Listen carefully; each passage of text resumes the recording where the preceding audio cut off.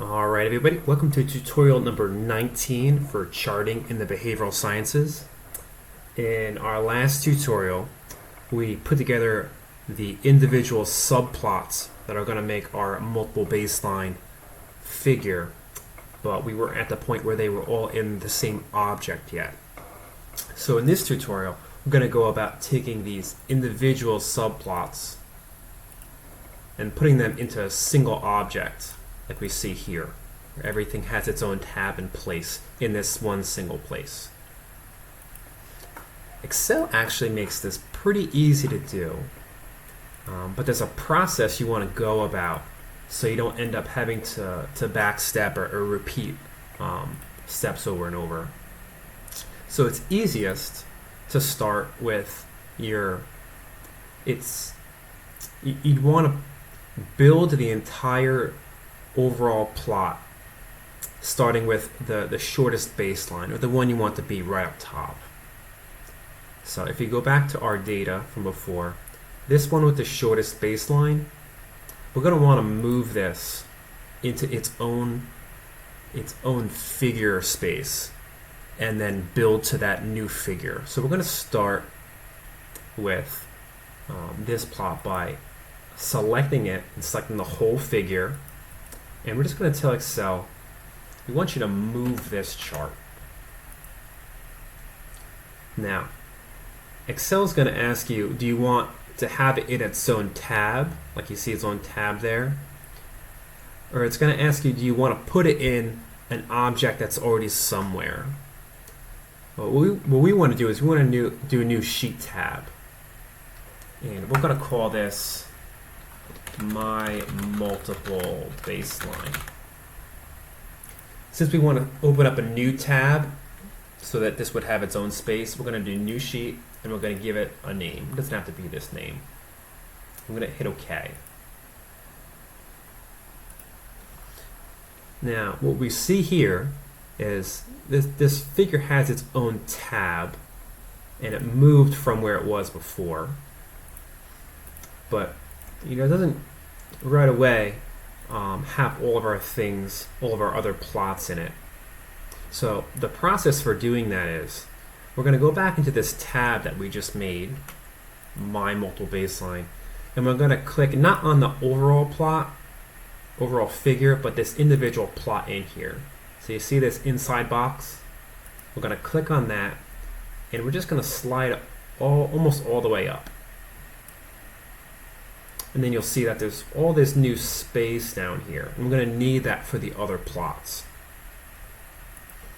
Now we're going to do something similar to move the other plots. We're going to click on it. And this is the second in this series because it has the second longest baseline. And we're going to right click on it. And we're going to go to Move Chart. But instead of putting it in a new sheet, what we're going to say is put it into an object that's already there. So I want to put it in my multiple baseline, the one I just made. And if I tell Excel that that's okay, it's going to put this into that new spot I just made. So let's hit OK.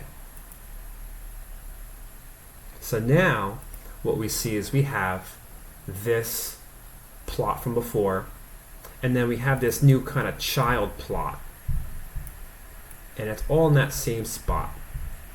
So what we're going to do is we're just going to shift that up a little bit. And we're going to do the same thing for our last one. We're going to select this one. We're going to right click on Move the Chart. Select the object we want to move it into. And then hit OK. Now we've got everything in here that we need, but right now it does look a little bit messy. So what we're going to do is, before we go any further, we're going to remove this ugly box around each of these plots. When we have this box around each of the plots, it kind of looks like they're kind of their own kind of chart, and we want it to look like it's all part of one big one. So what we're going to do is, on this overall big plot, we're just going to click the edge. we're going to go and we're going to format the chart area. We want to say, we don't really want a border around this figure. We don't really want a line. And we'll see that that ugly gray line around the entire figure went away. And we're going to do that for each of the other little child plots in here. So let's select this one with the gray box around it. We're going to format the chart area. For the border, we're going to say no line, and we'll see that that line goes away. And we're going to do it for the last plot. So we're going to right click and hit format chart area, go to border, and get rid of that line. We'll save. So right now, everything we need is pretty much in the spot it needs to be. Right now, we could do a couple cleanup things. We could add a title. Let's do that now.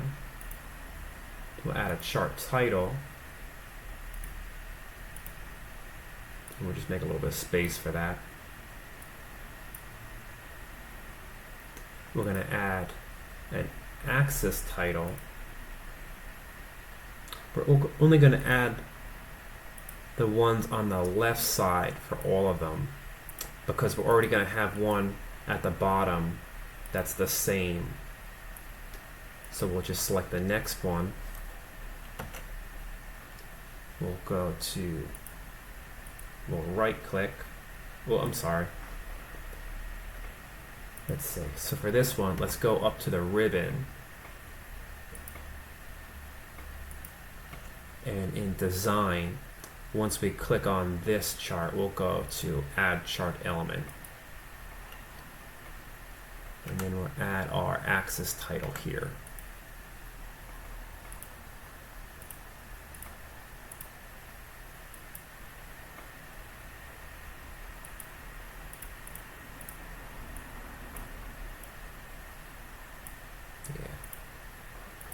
And we'll do the exact same for this final chart.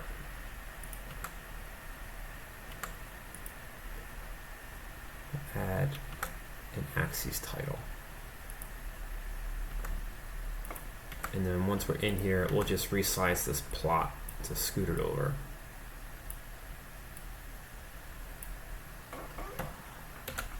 Now we could also add a horizontal label for the bottom, and we should only really need it for the bottom since all of these x axes are about the same. We'll just add it to the bottom for now. We don't need to add to the individual ones at the top and the middle. So let's select this box. Whoops. We'll go up to our chart tools, our design tab. We'll add a chart element, add an axis title, and add the horizontal one.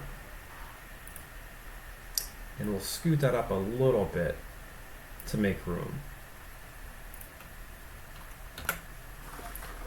So right now, we have probably just about all of the data into this one central place that we want, but we don't have this very structured type of display with these adaptive kind of connector lines just yet. So in the next tutorial, we will be formatting more of the aesthetics of this plot and exploring how to make the connectors that are going to make all of these child plots look like they're all part of one coherent figure. So stay tuned to the website, subscribe to the channel, and we will review that in the next video.